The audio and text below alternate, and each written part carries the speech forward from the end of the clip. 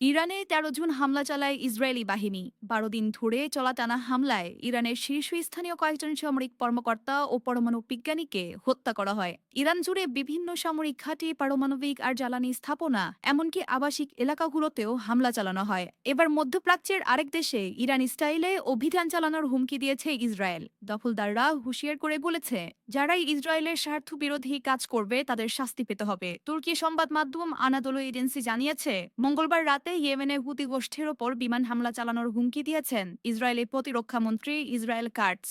ইরানের বিরুদ্ধে সাম্প্রতিক আক্রমণের অনুরূপ এ হামলা হবে বলে তিনি হুঁশিয়ার করেন। কার্স এক্সে লিখেছেন, ইয়েমেনের সঙ্গে তেহরানের মতো আচরণ করা হবে। যে কেউ ইসরায়েলের বিরুদ্ধে হাত তুলবে সেই হাত কেটে ফেলা হবে। ইসরায়েলি সেনাবাহিনীর পক্ষ থেকে বলা হয়েছে, তাদের বিমান বাহিনী ইয়েমেন থেকে ছোড়া একটি ক্ষেপণাস্ত্র প্রতিহত করেছে। তার কিছুক্ষণ পরেই এই হুমকি দেওয়া হয়। তবে ইসরায়েলি হুমকির ব্যাপারে গতিগোষ্ঠীর পক্ষ থেকে তাৎক্ষণিকভাবে কোনো মন্তব্য করা হয়নি।